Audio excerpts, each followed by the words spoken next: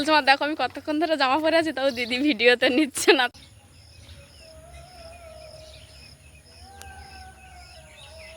কি রান্না করছো?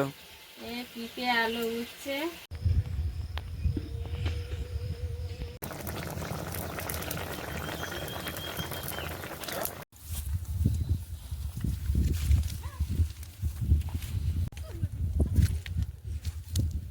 গোলাপ জল দিয়ে আবার ভালো করে একটু ফেটিয়ে নেব। কেমন হয়েছে? ভালো হয়েছে। নমস্কার, আপনারা সকলে ভালো আছেন তো? সাথী বিপ্লব ব্লগের আরও একটা সম্পূর্ণ নতুন পর্বে আপনাদের সকলকে জানাই অনেক অনেক স্বাগত। তো সম্পূর্ণ পর্বটি আপনারা দেখতে থাকুন, আশা করব আপনাদের ভালো লাগবে। যে সকল দর্শক বন্ধু প্রথমবারের জন্য দেখছেন সাথী বিপ্লব ব্লগের ছাড়া ভিডিওগুলো যদি আপনাদের ভালো লেগে থাকে একটু সাবস্ক্রাইব করার অনুরোধ রইল, লাইক কমেন্ট শেয়ার করে আমাদের পাশে থাকবেন। ভিডিওটা শুরু করব তার আগে বলে রাখি আজকের সকালটা বাপের বাড়ির সকাল দিয়েই শুরু হচ্ছে, মানে বাপের বাড়িতে আসার পর প্রথম সকাল, আর সেইখান থেকে শুরু হচ্ছে। আর এখানে শুরু হতে গিয়ে কিছু একটু সমস্যা হয়েছিল, সেটা কি যে ভিডিও পোস্ট হচ্ছে না। এবার জানি না আমি কন্টিনিউ ভিডিওটা দিতে পারবো কিনা, যদি কোনো কারণে দিতে না পারি টেনশন করার দরকার নেই। এখানে ইন্টারনেটের সমস্যাটা অনেক বড় একটা ইস্যু হয়ে গেছে, যে কারণে বেলায় শুরু করেছি। সকালটা হয়েছে অনেক সকাল সকাল, কিন্তু সকালে আর শুরু করা হয়নি। চলুন এবার ভিডিও শুরু করি।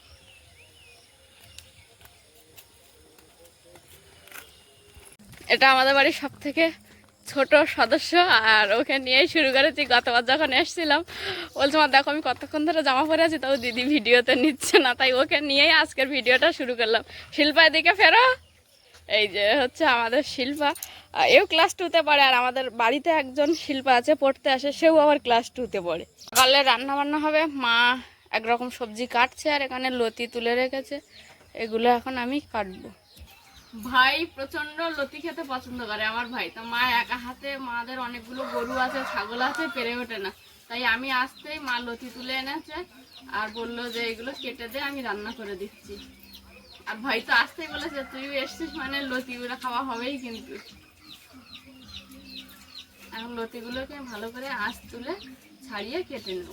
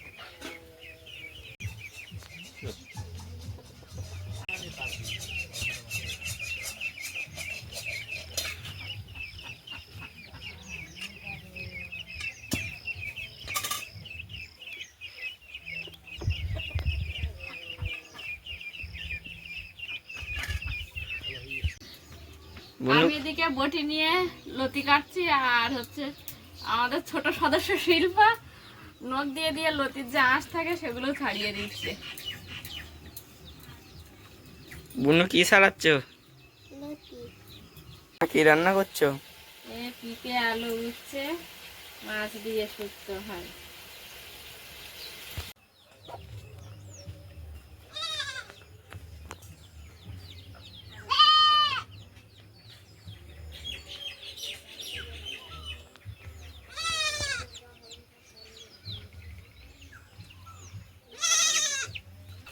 লতি কাটা হয়ে গেছে, এর সঙ্গে দুটো আলু দিয়েছি, অল্প হয়েছে বলে।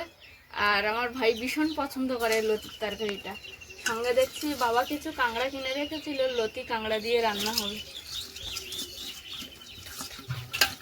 ধর ধর ধর ধর শিল্পা সত্যি ধর ধর ধর ধর ধর ধর।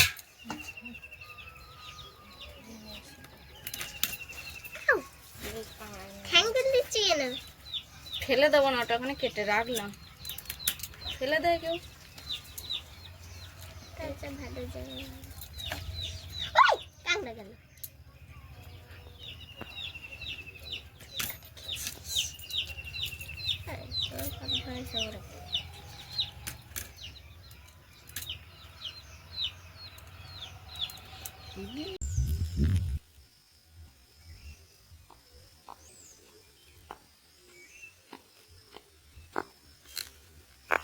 কালকে যে জিনিসপত্রগুলো পরে এসেছিলাম, তারপর রাতে পড়লাম, সেগুলো এখন ধুতে এসেছি কলে। আর আমাদের এইখানটায় ঘন ঘন কল, আর ভালো জলও ওঠে। কুমির বাড়ি খুব ছোট্ট একটা অঞ্চল, আর চারিদিকে নদী, মানে সকালে যদি এখান থেকে ঘুরে আবার দুপুরের মধ্যে এখানেও চলে আসা যায়, এতটাই ছোট একটা জায়গা।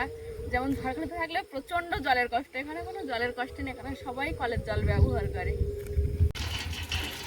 আমার ছোট বোন কল টেনে দিচ্ছে, আর ছোট ভাইটা হোস্টেলে আছে, এখনো খবর পাইনি যে আমি বাড়িতে এসেছি।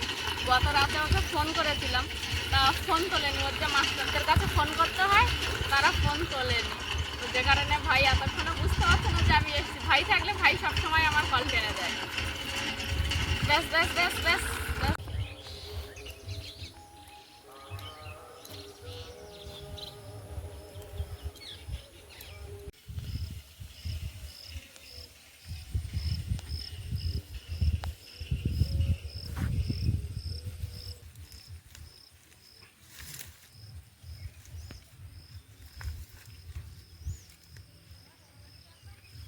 কি চলছো?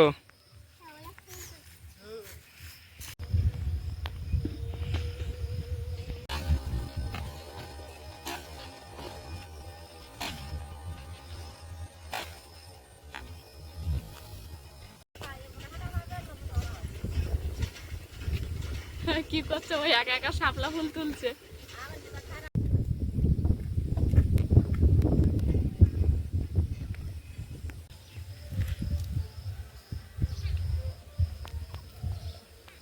শ্যাওলা ফুলের মালা করছো? জামা কাপড় কাচতে নিয়ে গেছিলাম, কল থেকে কেচে ধুয়ে একেবারে নিয়ে চলে এসেছি। আমার ছোট বোন অল্প একটু টেনে দিয়েছে, তারপর ওই পাশে একটা ডোবা টাইপের আছে, খুব বেশি গর্ত না, সেখানে শ্যাবলা ফুল হয়েছে, ও সেই দুই একটা তুলেছে, তুলে এখন মালা গাচ্ছে।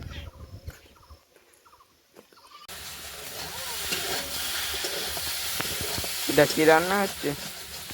লতি আর কাঁকড়া আর আলু।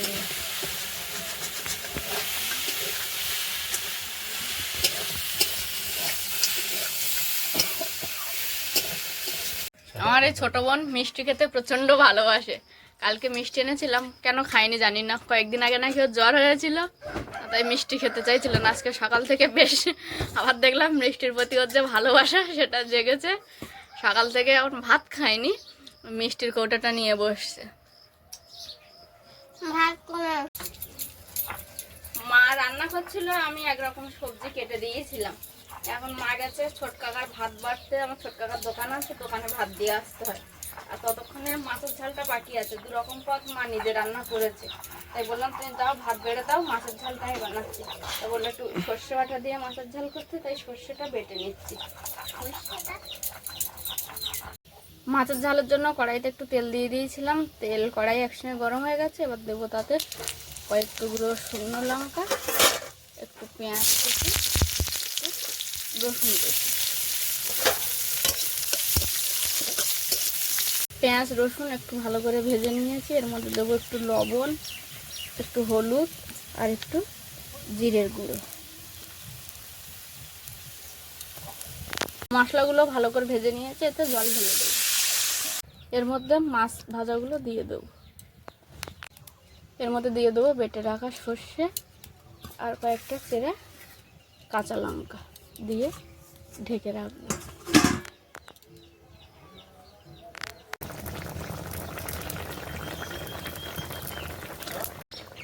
সরষে বাটা দিয়ে মাছের ঝাল কমপ্লিট হয়ে গেছে। এবার আমি একটা পাত্রে নামিয়ে নেব। বাবার শরীরটা সকাল থেকে ভালো নেই, মাথা ঘুরছে বলছে, তাই বাবা সকাল সকালে স্নান সেরে সকালের খাবার খেয়ে আর একটু রেস্ট নিচ্ছে। মা আর আমি যাচ্ছি এখন গরু জল দিতে। আমাদের গরুটা অনেক দূরে বেঁধে রাখা হয়, তো সেইখানটা এখন যাচ্ছি। দুপুর হয়ে গেছে, আবার বেঁধে আর একটু ছাওয়ায় তুলে দেওয়া হবে, ওখানে বাঁধা হবে, ওখানেই থাকবে। আর যেখানে বাঁধা আছে ছাওয়া দেখে বাঁধা, আর একটু জল দিয়ে আসা হবে। আমাদের ঝড়খালির যে গ্রাম দিয়ে যেখান থেকে হাঁটি যতটা সুন্দর লাগে, ঠিক এখানেও তেমন। রাস্তাঘাট এখানেও যদিও কাছে পিঠে নদী নেই, একটু দূরে আছে, তবে এই রাস্তাটায় খুব টোটো চলে। এখন 10টাও বাজেনি, তবুও প্রচণ্ড রোদ, তাই দুজনে ছাতা নিয়ে বেরিয়েছি।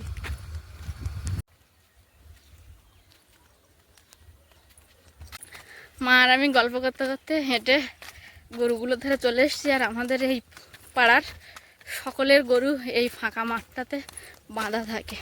এইখানটায় ধান জমি চাষ হয়নি, পড়েই আছে, যে কারণে একটু ঘাস আছে, সেই ঘাসের জন্য বাঁধা।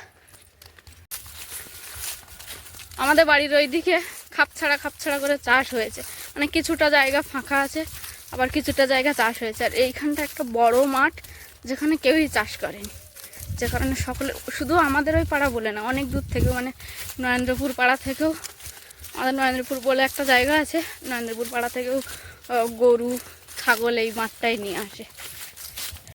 মা যাচ্ছে বড় গরুর খোঁটা তুলতে, আর আমাকে বললো এই ছোট একটা বাছুর আছে, এই বাছুরটার খোঁটা তুলতে। মা একটা গরুর খোঁটা হুড়কে নিয়ে যাচ্ছে, আর আমি এই যে এটা নিয়ে যাব। ওই ছোট বাছুরটা ছাড়া না, ওটা কাদের? ও, আর এই যে এই ছোট বাছুরটার আবার খোঁটা হুড়কাতে হবে। ওই যে রাস্তার গায়ে যে গাছতলার ছাওয়া আছে, ওখানে এখন দুপুরে সবাই গরু বেঁধে জল দিয়ে বাড়ি চলে যাবে। আবার বিকাল 3টে 2:30 নাগাদ সকলে আসবে, এসে ওখান থেকে গরু নিয়ে আবার মাঠে বাঁধবে। আর আমাদের এখন আপাতত 4টে গরু বড়, একটা তার মধ্যে ওই ছোট, আরও একটা ছোট আছে, 5টা গরু টোটাল। তার মধ্যে 3টে গরু সব থেকে বড়, একটা আর একটু ছোট, আর তার থেকে আরও ছোট হচ্ছে এই যে সাদা বাছুরটা।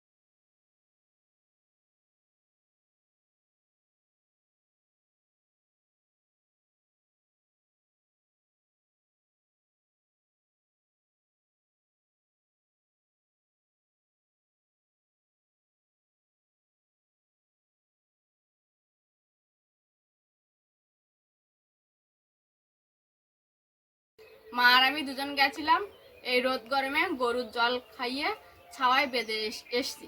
তারপরে ওখানে কিছুটা গোবর ছিল, মা সেইগুলো গুঁড়িয়ে মাথায় করে নিয়ে আসলো গামলিতে করে। এখন দুপুরবেলা গতকাল যে আমি টক দইটা এনেছিলাম বাবার জন্য, সেটা রেখে দিয়েছিলাম আমাদের পাশের বাড়ি একজনের ফ্রিজ আছে, ওই ফ্রিজে।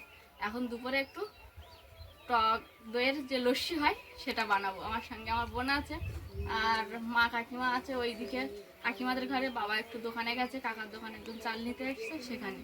এখন লস্যিটা আমি ততক্ষণে বানাবো, বাবাকেও বলেছি তুমি তাড়াতাড়ি আসবে। এখানে টক দইটা আমি কেটে রেখে দিয়েছিলাম, এই গ্লাসে করে আমি মেপে নেব।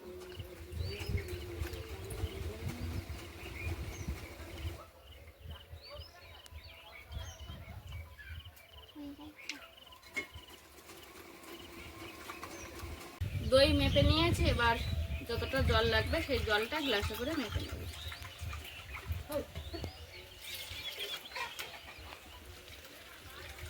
এ বুনু, তুই লস্যি খাবি?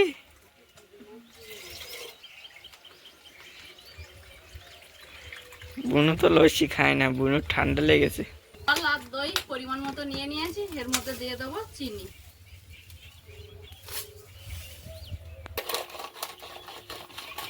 দই, জল, চিনি একসঙ্গে ভালো করে আমি এই ডাল ঘন্টা কাঠিটা দিয়ে মিক্স করে নেব।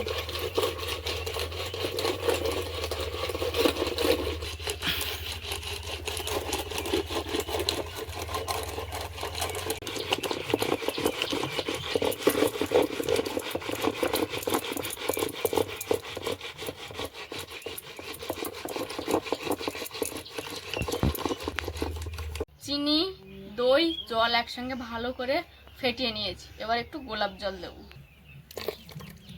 গোলাপ জল দিয়ে আবার ভালো করে একটু ফেটিয়ে নেব।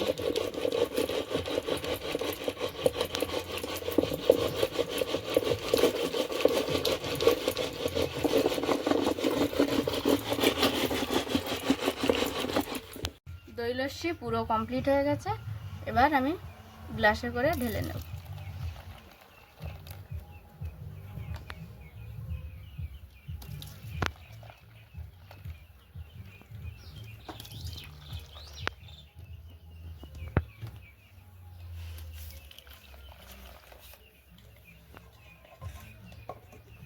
লস্যি পরিবেশন করার মতো পুরো রেডি করে নিয়েছি। এখন আমি প্রথমেই আমাদের বাড়ির সব থেকে যে ক্ষুদে সদস্য আছে শিল্পাকে দেব।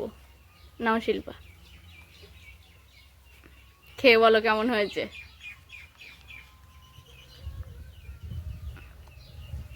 কেমন হয়েছে? ভালো হয়েছে। এবারে দেবো আমার ভাইকে। আমার ভাই এটা খুব পছন্দ করে, লস্যিটা। ভালো হয়েছে। হ্যাঁ। নাও কাকিমা, লস্যি খাও। এই হচ্ছে আমার কাকিমা, মেজো কাকিমা। খাও।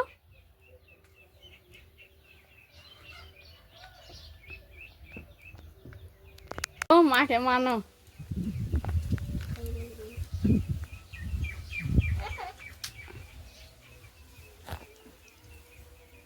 সকাল থেকে শুরু করেছিলাম পর্বটা, এখন আপাতত এই দুপুরে দই লস্যি খেয়েই পর্বটা শেষ করছি। এতক্ষণ ধৈর্য ধরে দেখার জন্য আপনাদের সকলকে জানাই অনেক অনেক ধন্যবাদ। দেখা হচ্ছে আগামী পর্বে। ততক্ষণের জন্য আপনারা সকলে ভালো থাকুন, সুস্থ থাকুন, নিজেদের সকলের প্রতি খেয়াল রাখুন।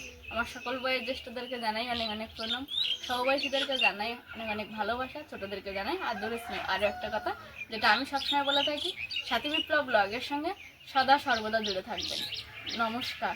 আজ তাহলে আসি।